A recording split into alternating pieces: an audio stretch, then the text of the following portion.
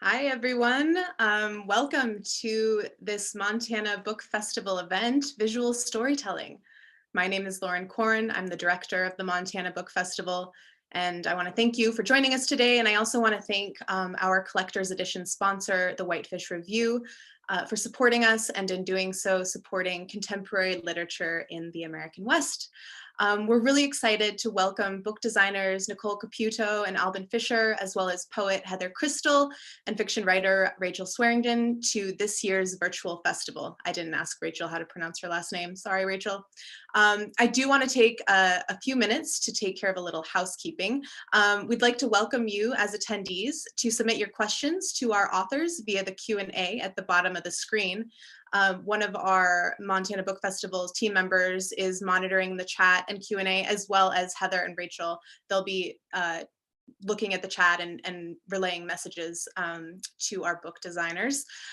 Feel free to use the chat to talk amongst yourselves during the event. We want to make sure that this is interactive for you as well. And with that, I'd like to introduce our designers and our authors. Nicole Caputo is an award-winning New York graphic designer specializing in book and book cover design. She is the creative director of Counterpoint Press and Catapult, and is also co-founder of She Designs Books, an organization that celebrates women in book design. Albin Fisher lives in Grand Rapids, Michigan, and serves as graphic designer for Yes Yes Books and art director of Sarah Bandy Books. He has designed over 350 books and worked with more than 70 organizations, including 826 Chai, I'm not quite sure how that is pronounced, Alice James Books, The Believer, Bellevue Literary Press, Coffee House Press, Face Out Studio, Open Letter Books, Turtle Point Press, and Verso. Poet Heather Crystal is the author of the poetry collections The Difficult Farm, The Trees, which won the Believer Poetry Award, What is Amazing, and Heliopause. Her poems have appeared in the New Yorker, London Review of Books, Poetry, and many other journals. She teaches creative writing at Emory University in Atlanta. The Crying Book is her first book of nonfiction. And Rachel, will you help me pronounce your name really quick? Your last name? Swearingen. Swearingen. Okay, I'm sorry about that. Rachel Swearingen's stories and essays have appeared in Vice, the Missouri Review, Kenyon Review, Off Assignment, Agni, American Short Fiction, and elsewhere. Her story collection, How to Walk on Water and Other Stories, winner of the 2018 New American Press Fiction Prize, has been published this year. She is the recipient of the 2015 Missouri River Jeffrey E. Smith Editors Prize in Fiction, a 2012 Rona Jaffe Foundation Writers Award, and the 2011 Mississippi Review Prize in Fiction. In 2019, she was named one of 30 writers to watch by the Guild Literary Complex. She holds a BA from the University of Wisconsin-Madison and a PhD from Western Michigan University. She teaches at the School of Art Institute in Chicago. Thank you for letting me introduce you all. I'm going to turn it over to Nicole Caputo. Nicole, take it away.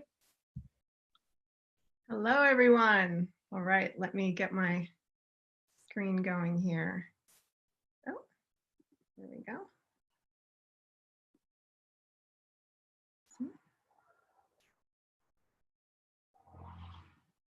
All right. Okay.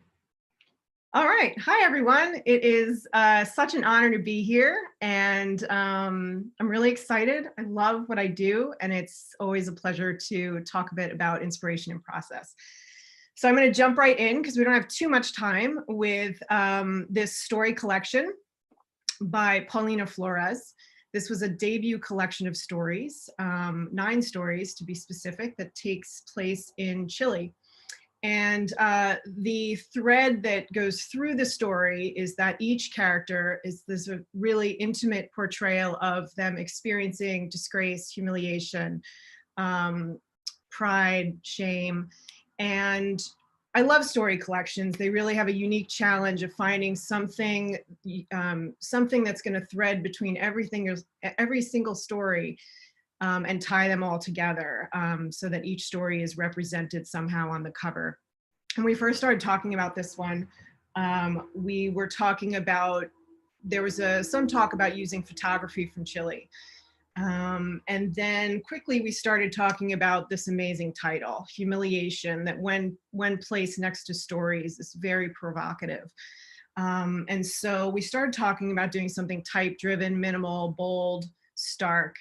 And, you know, as a designer, I got so excited because there was talk about either showing this title really small or showing it really large. And this is a long word. So it opened up the opportunity to use this a little off axis. Maybe we could run it down the side. Maybe we could run it across at an angle. So I actually sent this out to a designer who I love. And unfortunately, the designs were great, but they weren't resonating with our crew, which put me right up against the deadline. And so I went back to my original sketches that I had kind of sent to her and started going a little bit further. So you have, this was actually, I think all of these were sent in the first round. And you see the sort of anchoring of her name. She has quite a following in Chile, Paulina. And so making her name large, trying at an angle, trying her name larger than the title, very small title in the center. There's actually a spelling error on those two. Showing the 9 humiliations, repeated humiliations, nine titles to represent each character. And then this one, which ended up being the final cover on the bottom right. And what I was so drawn to in Paulina's stories were the way that she really spoke about the physical manifestation of humiliation in the human body in each character. She talked about reddening faces, backs that were stooped, a body that is red and hot while tears stream down the cheek and the breast. And I just wondered if we could somehow show that, that emotion. How can we create a type-driven cover but really get some emotional pull for our audience and have a little bit of depth of concept there instead of just, you know, these sort of flat layouts. And so what ended up being the final was actually just a really simple, rough execution that I did in my living room. So I ended up cutting out the letter forms that you see in the second from the left, and literally curled them around a pencil, curled them around my finger to get some of that sort of the sloping of the back in there. What happens to the body when it feels disgrace? And it looked great. I shot it in my living room with my dog right near me, and on a flat piece of white paper, and it looked so good that we ended up running with it, placed on a blushing background. And I like the depth that's created here. I think that that's actually something that a lot of designers are going for right now because everything's flat on screen. So that was great. Next, I'll jump into Black Sunday by Tola Ratimi Abraham. This is a novel that takes place in Nigeria. It focuses on twin sisters as they move through devastating family challenges, hypocrisy and patriarchy that they experience in their country. And, you know, we follow along as they find their own distinct methods of resistance and achieving independence. And this story is rich with Yoruban folk tale. And there was one line in the book that said, "I like the idea of a God who knows what it's like to be a twin, to have no memory of ever being alone." And I really grabbed onto that. And so I did some research about Nigerian art, about Nigerian folk tales, Nigerian artists, Nigerian book covers. And one image really stuck out to me, and that was this one with this wooden sculpture, and shows twin figures. It's Yoruban folk art. And what struck me was this pattern that was on the center, which I thought really showed the connection and the energy of the book really well, and this sort of connection of the two sisters.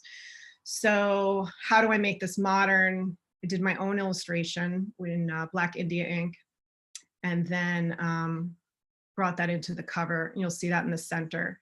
And there were a couple of other comps that I also showed in that round. The color palette of the center one, everybody was really drawn towards that cover. But the color palette was very close to Ayobami Adebayo's Stay With Me, who's another Nigerian author, novelist.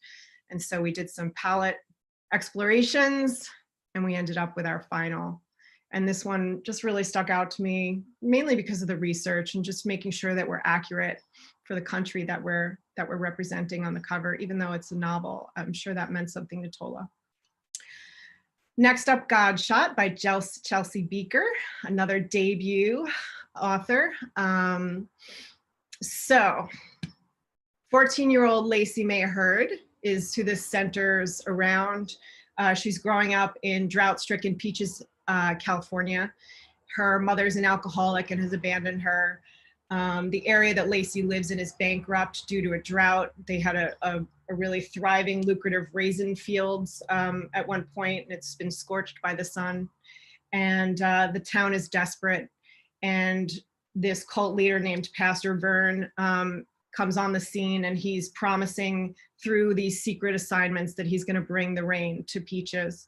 And Lacey's abandoned and sadly endures the appalling acts of men. And we see a lot about the relationship between religion and sexuality throughout this book. And it's disturbing and really hard to read, but beautifully written and incredibly powerful. So why are we using fuchsia and glitter for this story? Well, there are tons of garish details throughout that sort of lighten it as we move through this really disturbing story. There's this magenta hearse, there's sex work, there is metallic gold robes, there's neon grass, and there's this glitter and feathers that Vern drops from the rafters in this church that he preaches from. So I went with feathers at first. There was some glitter in there.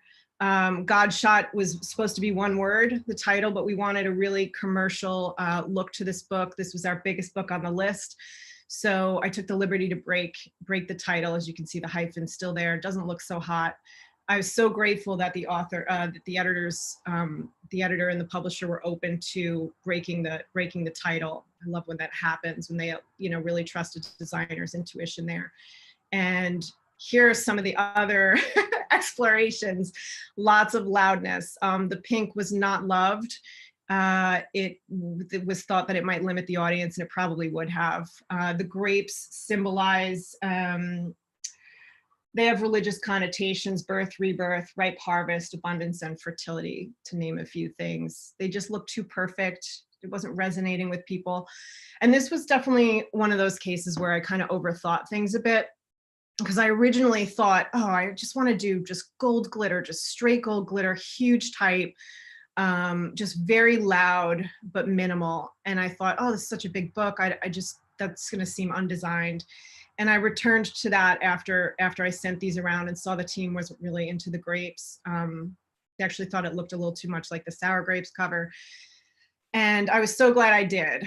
Everybody loved it. Chelsea was over the moon. She actually shared with me that she had asked her husband when she was writing the book, she had hoped that one day she would have a solid gold book in her hands.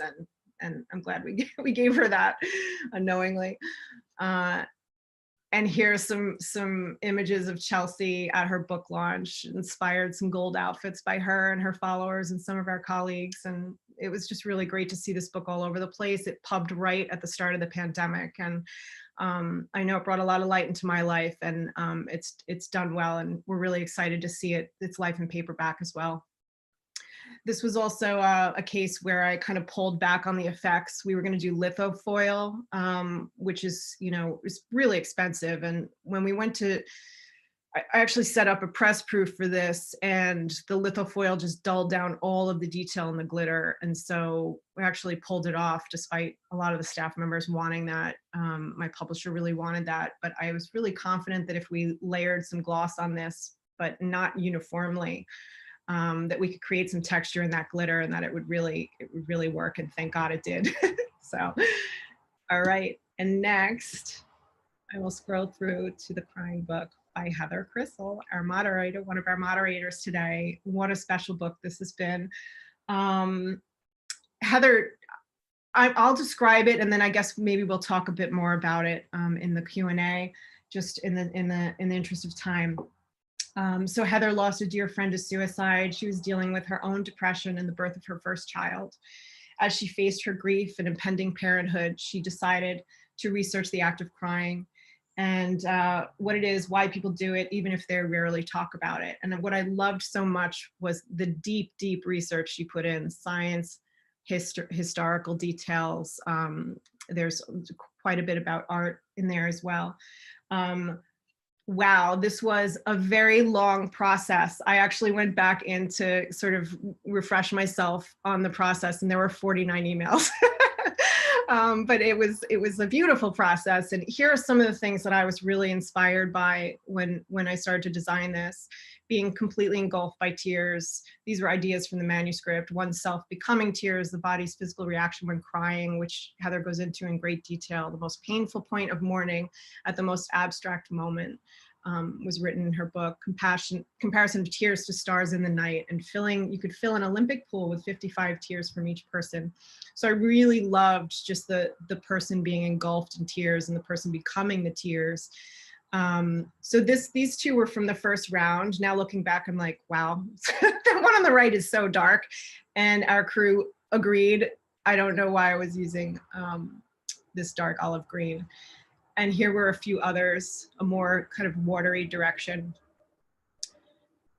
And we showed these to Heather, and she wasn't wild about them. I'm gonna let her speak on that as well. But I think, you know, and we were in indirect conversation, so this is being translated through her editor, who's wonderful.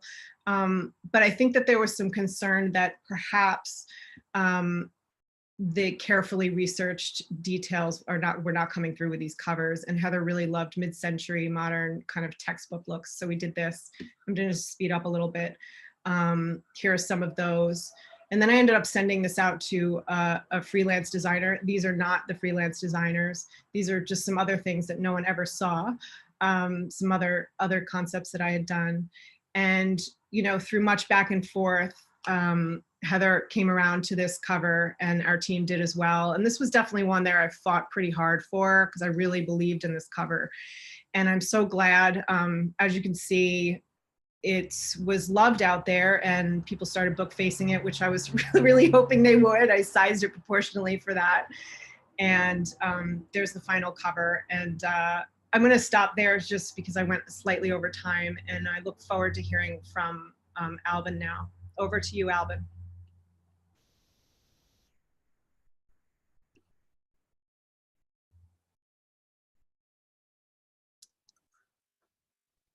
Hi, I think, can you hear me?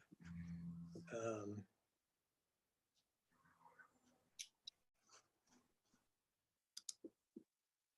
me just set up my screen here.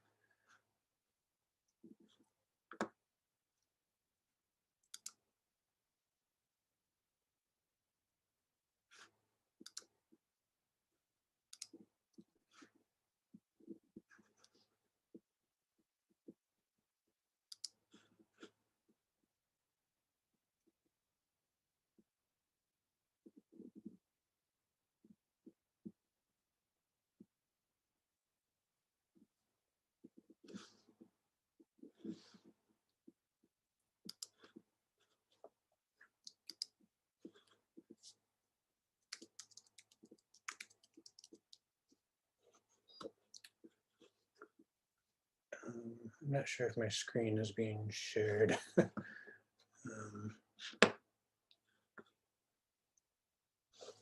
Not yet.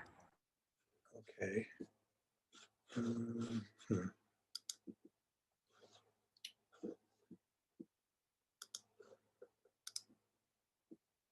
I think that's it, right? Yes. Okay, great, thank you. All right, so this, I thought I'd start with Rachel's cover.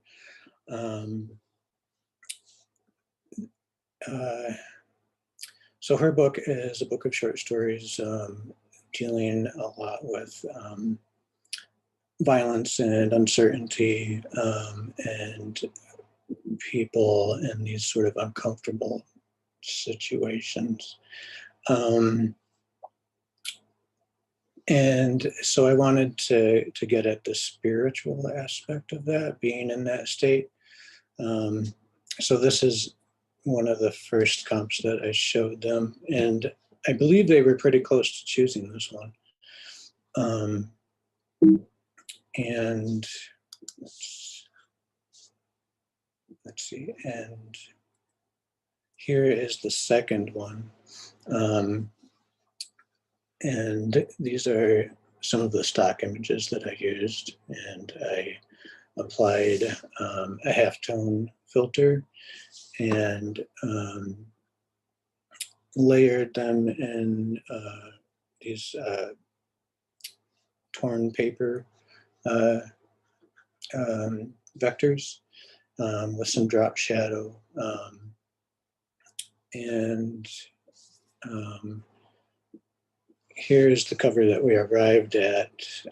There was some tweaking, but this is basically what it was.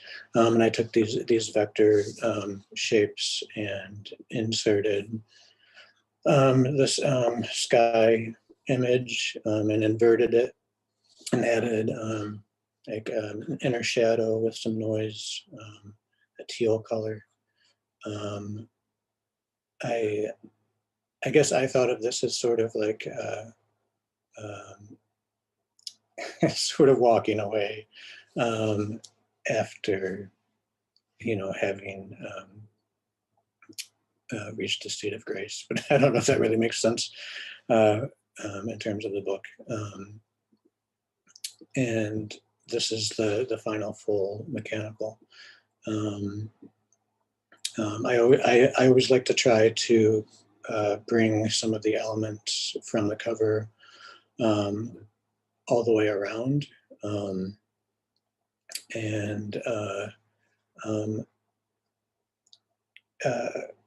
I like to create as interesting a spine as possible because you don't always, books don't always get face out at the bookstore. And so if you can grab people's eye just as they're browsing the shelf, I think that's good. And this is for an upcoming book from Saraband Books, a book of poetry called Even Shorn.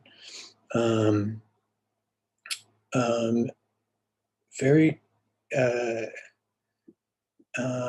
they described this as, I think it was the author who described it as nature with teeth.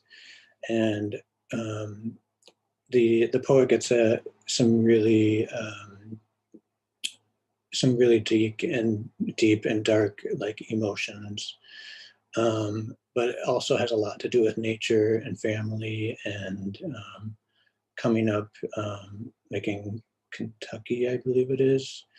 And so it's very much of its place.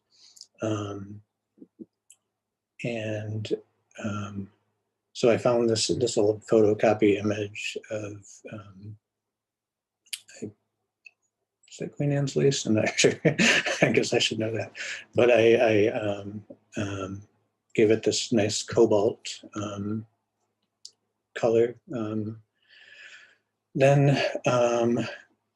But sometimes when you get a brief, there will be some sort of line in there, or reading the manuscript, and there's just boom, you know, that's what you're going to do. And so when she said nature with teeth, like I thought, okay, if I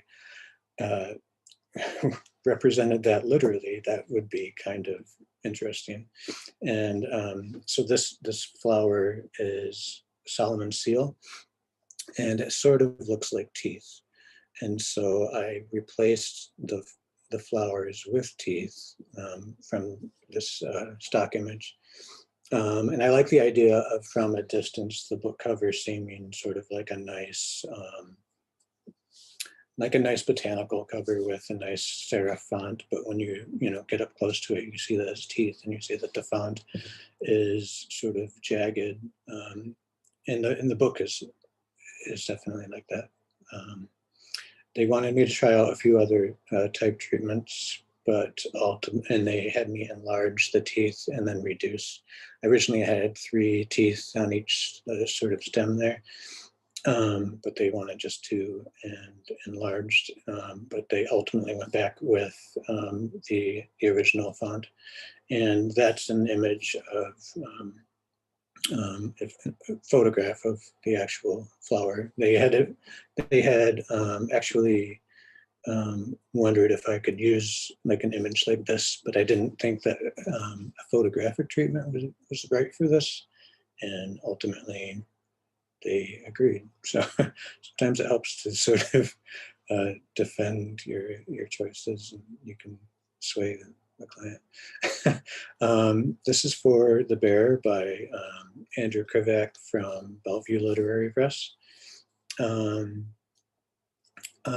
This is about a girl and her father in the wilderness, and the things that he teaches her, and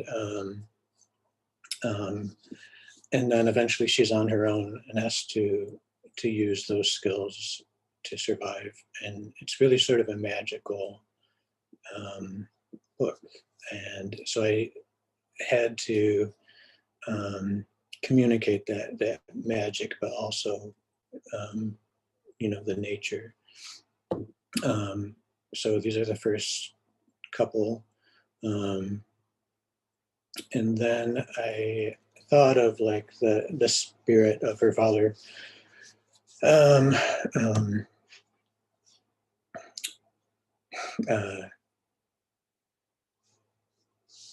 and this is what I came up with.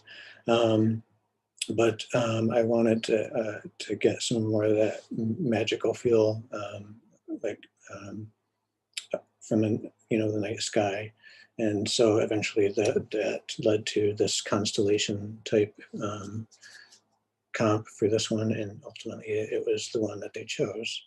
And this is for The Lake on Fire, another Sarabande Press book.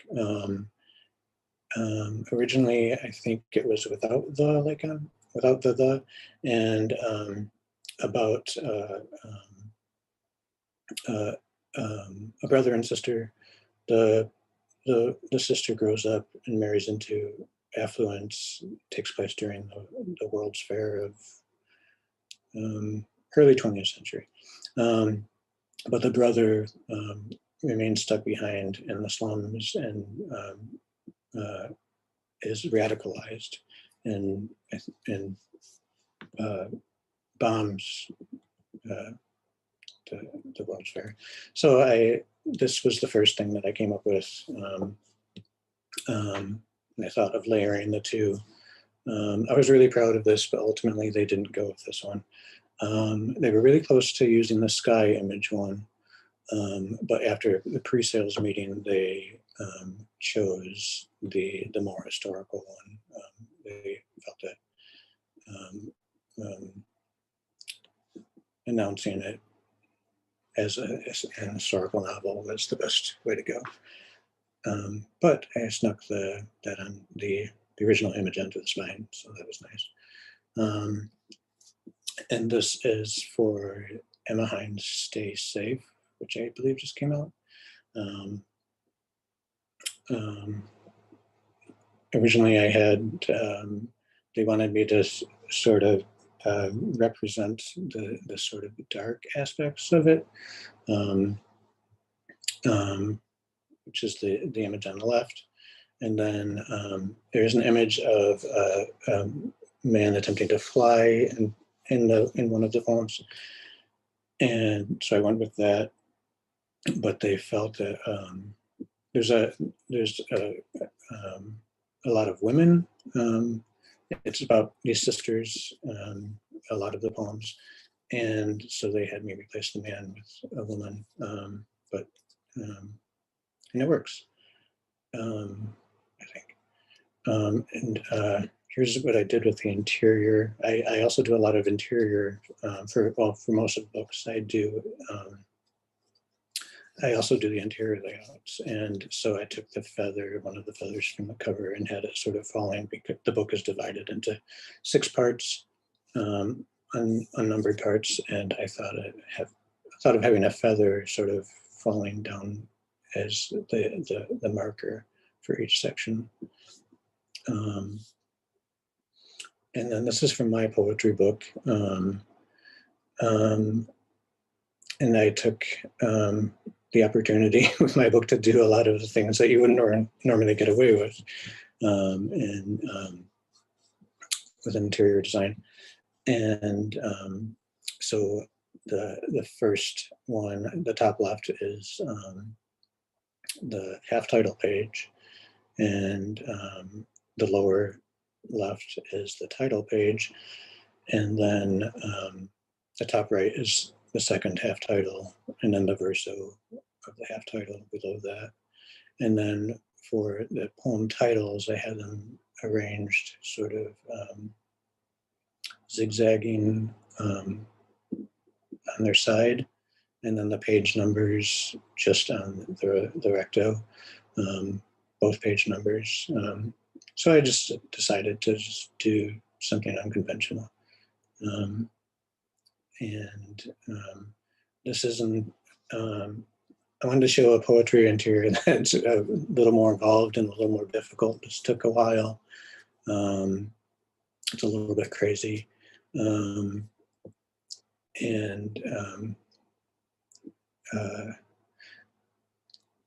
I did a lot of this by sort of superimposing the pages from his manuscript and then sort of reconstructing them over the top so that I had everything exactly so. And I think it worked out well. I think there's the risk of creating something that looks too chaotic. And so I wanted to make it look, to honor what he did graphically, but to make it look as balanced as possible. And these are some more pages. Virtually every page was like this. And then this is a book I did for 826 Chicago, a book of elementary school students, monster stories. And I took these monsters from the cover. This is an illustration that was done for the inside of the book. I took the monsters and I had them sort of peeking in throughout, and taking quotes from the stories to put in word bubbles. On the title page, I took the 826 logo, the binoculars, and had the monsters using them. And then, you know, this monster here is at the bottom right is saying, "Can I hide here in the gutter?" And here I have one of the monsters. He says, "I love to rip stuff," and so I have him ripping in the corner of the page. So this one was a lot of fun, and I think the kids really loved it. Afterwards, they sent me this packet of like thank you, hand-drawn thank you notes, and it was just about one of the best things I've ever received from doing a book job. So that's kind of a summary of what I do. I'll send it over to Heather now, I believe.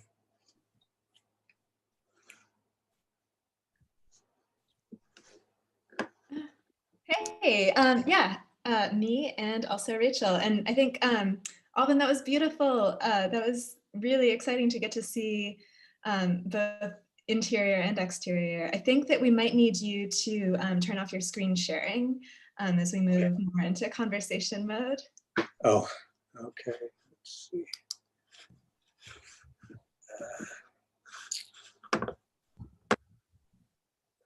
Hey, you're back. Hello, Nicole.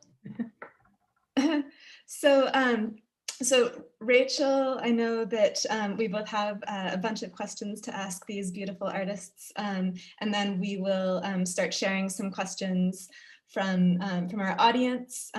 We've already got one in that Q&A box, which is beautiful. I hope that you all will contribute more. I'm sure more questions will pop up for you as we're talking, so don't be shy. It'll be exciting to hear what you have to say. So Rachel, do you want to start off? Sure. And Alvin, we want you to come back too, so we can see you. You know, I'll echo Heather here and just say how wonderful it is to actually get that kind of behind the scenes peek at this process. And for me, I'm sure Heather's probably thinking the same thing. You know, that the process that you go through visually is so similar to the process that we go through when we're working with text. And but one of the things that I wanted to ask about was, you know, now that you've made many of these covers, and I could hear both of you thinking about how your designs are affecting the reading experience, which, you know, as a new author, Heather's been through this 4 times. This is my first time going through this. I'm really understanding in a different way how much those, the visuals, both inside and on the outside of the book, affect the reader experience and actually can bring to life things that I'm maybe not entirely aware of, or that are a little bit more submerged, that I want to bring forward to telegraph to the reader. And so, you know, what are some things that you've learned about making books now, and you know, affecting that reader process? What are some big takeaways? I guess I could start. We'll switch back to Nicole first. Sure. Well, I guess, you know, I think the biggest takeaway, and I heard it in Albin's, you know, presentation too, is just to be a thoughtful reader, you know, to really read what you're designing for. And so I think, you know, for me, that's like probably the answer to so many questions that you're going to ask us today, is like, really be a close reader, really be a careful reader, and put thought into the process to make sure that you're honoring the author, but also thinking about the readership and like what they're going to gravitate towards. Yeah, and I'll let Albin add his thoughts as well. Okay, I'm not really sure what to say.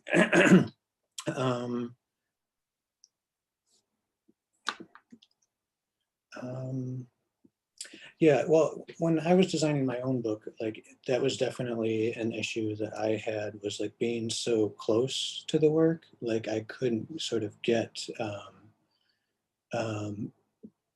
it wasn't like designing someone else's work where you're picking up on things where, and I get the sense when I'm working with authors, is they'll feel like, okay, these are some things I think resonate with what I'm trying to say, and but I will be picking up on other things, and so they might not be things that they might be things that the writer didn't realize were so foregrounded. And so that's what I was saying about my book, is I didn't have that remove, you know. I don't know if that answers the question really, but. No, it does. It does. It also, it sort of connects with something that I was going to bring up, which is the sort of psychological element for the work that you do, which also kind of connects back to this close reading. And this will give me a chance to sort of like come clean on what I put Nicole through when she was designing my book. I am so sorry. But there's an essay that I love, that I'm absolutely obsessed with. It's by Noir El-Sadir, and I'm going to pop a link into the chat so that you all can see it whenever you want to. So there's this way in which you're being close readers, and you're, you know, reading to see, like, with as much clarity as you're able, and then creating a cover that speaks to your perceptions work. And so the passage that I got reminded of, especially when I was thinking about my own, you know, having a book made into a cover. This is Noir El-Sadir. She says, "I have a memory from high school in the backseat of the car. My mother was driving. My father must have been there as well, or I would have been sitting in the passenger seat. I was crying, sobbing actually, because my mother and I were having an argument. I don't remember what the conflict was over, only that she was turning onto an exit ramp when I wailed, 'You don't know me. You don't know me like my friends know me.' 'I may not know you the way you want to be known,' she said calmly, 'but believe me, I know you.'" And so there's this way in which I feel like I was the like child freaking out in the back seat, because Nicole saw perfectly what the title, or sorry, what the cover needed to be, and it was unbearable to me when I saw it, because she could see me so clearly, and I wanted all of this armor up, you know, of like, this has to look like a really official, well-researched, dry book, because nobody's going to take me seriously as a woman author writing about crying. But she had it. I mean, it's iconic. It's amazing. And it took me so long to get there. But does that chime bells for you too? The sort of the ability to perceive something that an author might feel uneasy with, just that you have a vision that maybe the author is scared of? And Nicole, I know you can talk about this. Yeah, I'm crying over the crying book all over again. It's such a beautiful passage that you read, and I think, you know, Albin kind of, I'm literally crying. Albin kind of touched on it. You know, I think that, you know, as readers and as designers, we're a few steps back from the material. You know, so I mean, I really. I feel so bad for authors, because I can't even imagine what that process must be like. It's just gotta be really difficult after working so hard on something for so long, and you come to the table probably with all these fears of, are they gonna honor my book? Are they gonna really, you know, understand what I'm saying? But I think we have that going for us, that we're not as close to the material. And I think, you know, one of the things I think about as a designer is, and I think what serves me is being empathic, like having a strong empathy for others. And I never realized that up until like this past year in my career. Just like I deeply feel these books, and I deeply, you know, I'm a deep feeling person. And I think in some ways it doesn't really work for me so well out there in the world, but in this way it works very well for me in my career, and thus far. So yeah, I think that's what I'll say about that, and I'll let Albin contribute his thoughts. Yeah, I had a book a while ago where it seemed like there was a lot of like anger in the book, and I I didn't want to make it look like an angry book, but I tried to get at that in the design. And when the author saw it, she said, "That's just not me." and so and I totally understood that feeling of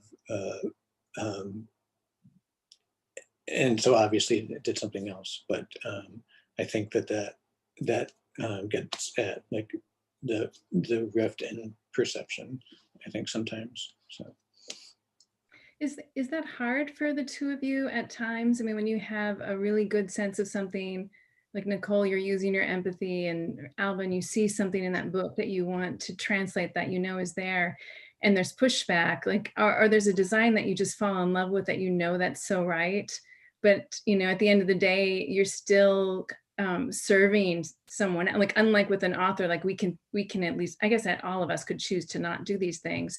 But are there designs that you've struggled with, or that you just get too close to, and how do you handle those situations? I did feel really close to Heather's cover. That process was probably the closest I've been to a book in a really long time, to like really wanting one design.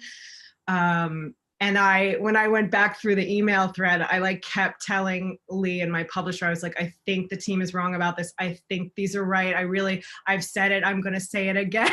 You know, like I really, really fought for it. And, you know, and I didn't think it was going to happen. I mean, it went out to another designer. We did several other rounds, and then Heather like surprised us, you know, and we went back to it, and I was thrilled. But that one was, normally I do try to keep a little bit of space, and I try to trust the other team members. I mean, book cover design, like, yes, we are the designers and we're reading closely, hopefully, and doing our research, but it can be very collaborative. And sometimes that collaboration leads you to a really interesting, great place. So, and actually, in fact, this one, I mean, I loved that dark olive green one.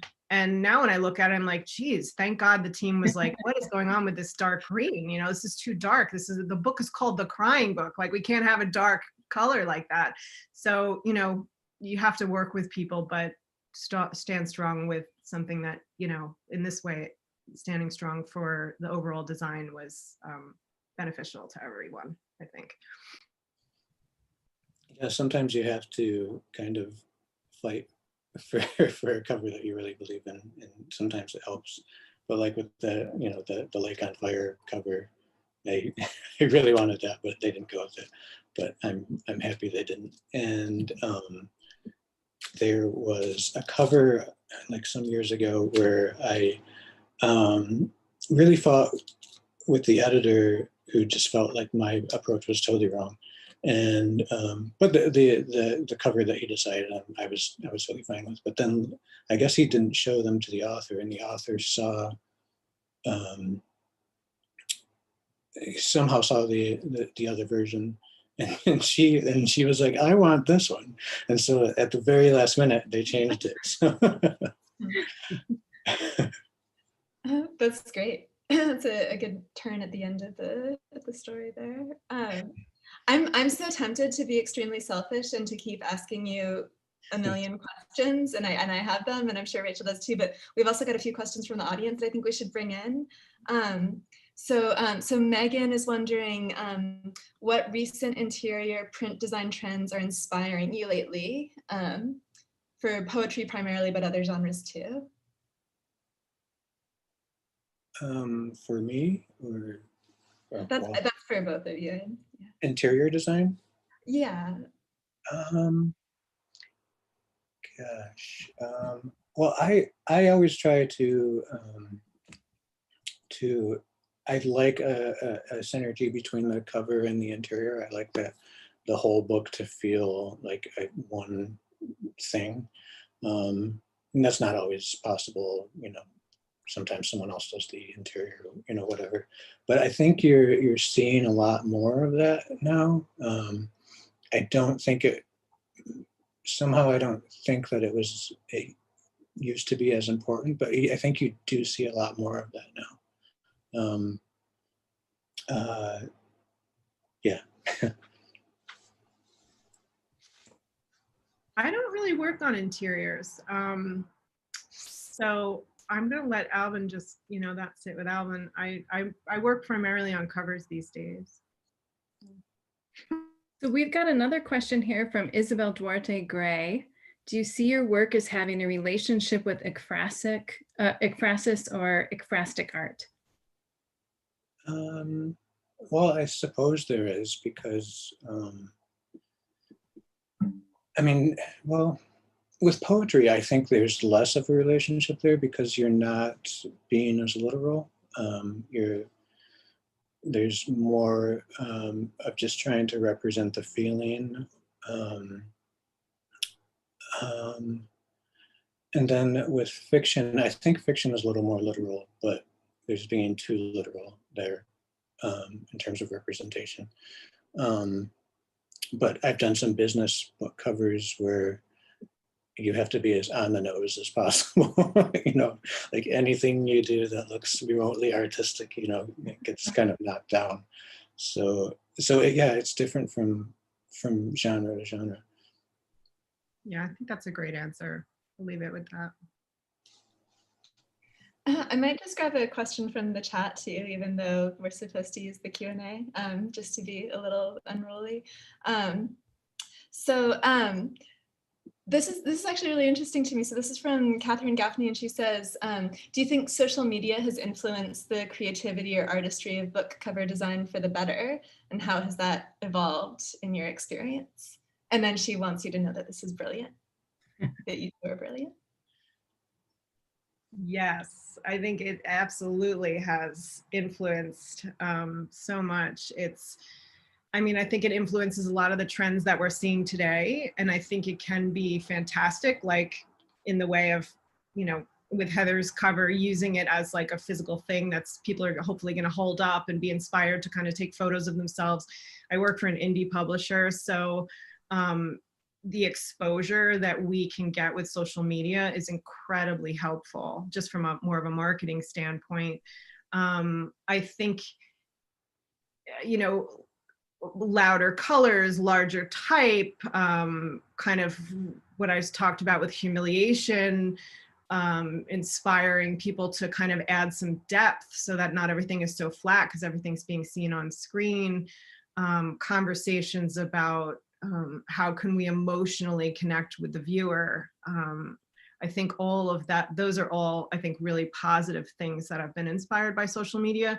I think negatives might be things kind of start to look the same, and you have to sort of like, with this trend of using, you know, the art to weave in and out of the letter forms, it's beautiful, you know, and it creates that dimension that I was talking about. But, you know, it's like, how many times can we see that, and how can we continue to make it new? I do it myself, you know, all the time. How can I make that new?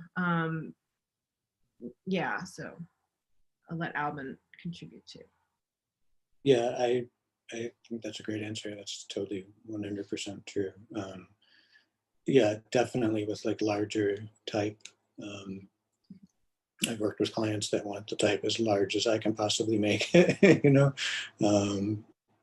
But yeah, for sure, and definitely because you see so many books online now, you can spot, you know, trends, and so you know, you try to resist them, and then there's also trying to make them new again. So.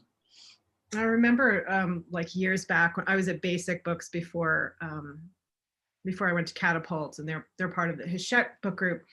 And I remember my old publisher, John Scher, when ebooks came on the scene, and everybody was like, oh my God, ebooks, it's the end of print, what's gonna happen, you know? And it really did affect us in kind of a negative way for a little while. But I remember standing in his office with him, sorry, I'm like right on the main road here.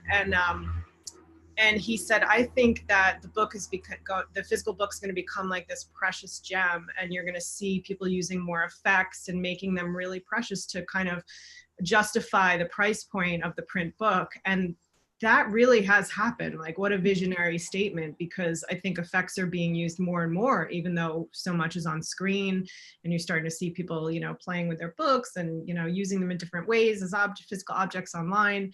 It's been a lot of fun in that way, I think, for designers. So yeah, it's another positive. And I think that really matters to buyers too, because they feel like the publisher wasn't as invested in this as how they feel. What's a thing that someone has done with one of your books physically in the world that you've encountered through social media and been delighted by?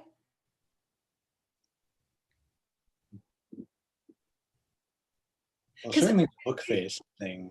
Yeah. I've had a couple of those. Gosh, I can't think of one that stands out though. I'm kind of jealous of Nicole's drawing book, because that was perfect. Yeah.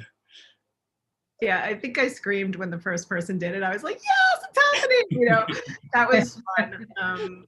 Yeah, that was fun. I think, you know, I think there were a couple examples in the presentation about the outfits with Chelsea's book. Like, it becomes this larger marketing tool. And I love thinking about those things during the design process. It just makes it so much more, you know, multi-layered when you're kind of thinking about the marketing team and how we can help them sell the book, how we can help them get it out there, how we can get that attention. I love that you thought ahead of that. And I'd be curious to know, I think we have too many questions though, but maybe just to stick a pin in this, is if there was something that people did with a book that you were totally shocked by, that you didn't plan for. But let's ask one more here from the Q&A.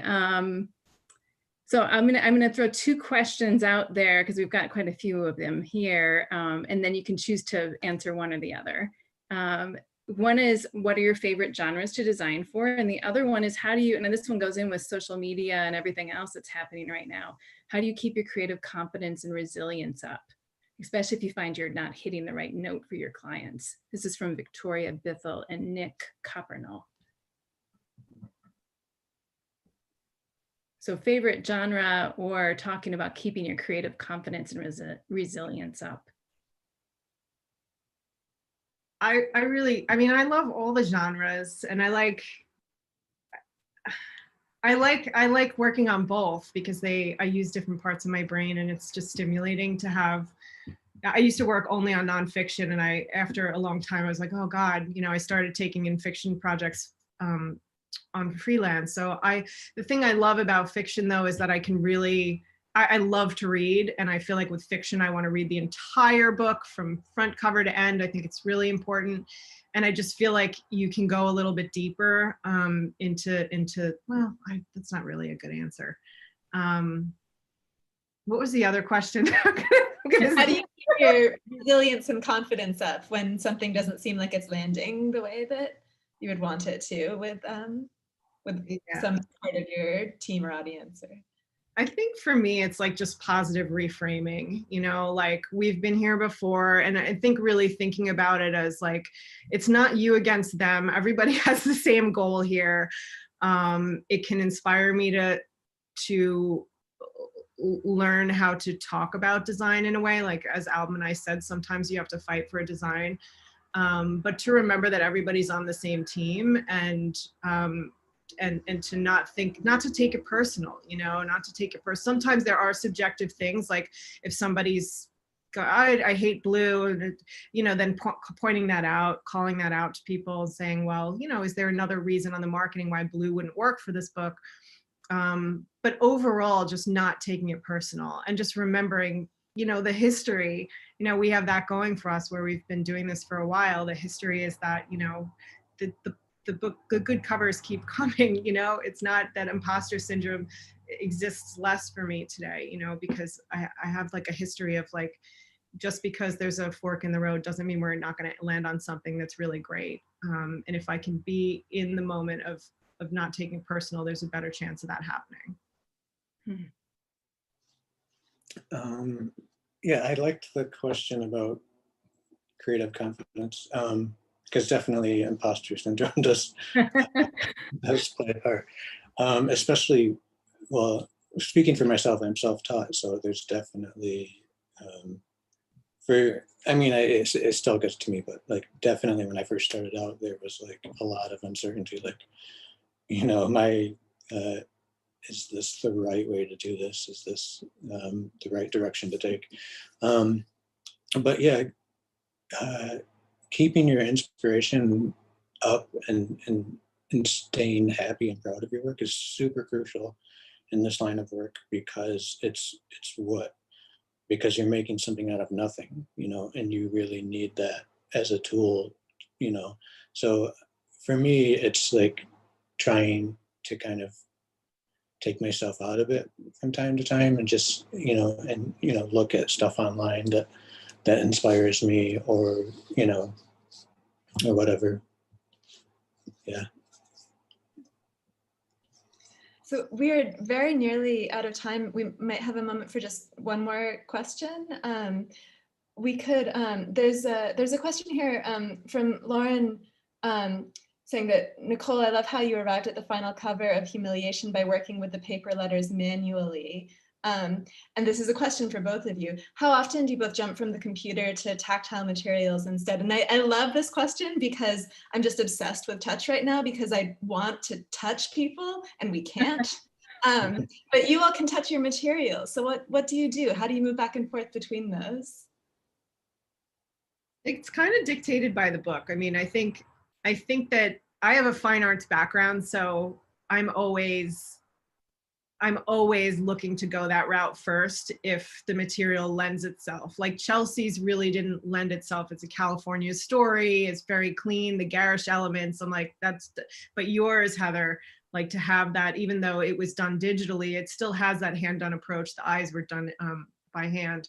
So it really is dictated, I think, by the material. And that's what keeps things really fresh. It's like every book is different and every book is calling for something unique. Yeah, absolutely. I always love working with my hands, but I think this is such fast-paced work that even sometimes when you want to take that approach, you're like, I just don't have time to figure out, because there's a lot of like figuring the process out as you're doing it, and so you want to, but you're like, I don't know if I really have the time to. But whenever I can, I do. And like cut paper, you know, some effects you can replicate digitally just as fine, and it can look really interesting. But sometimes doing the exact same thing manually, like, just gives it the extra oomph, you know. So. Wonderful. Thank you, everyone. This was so much fun. I think we could have talked easily for another hour.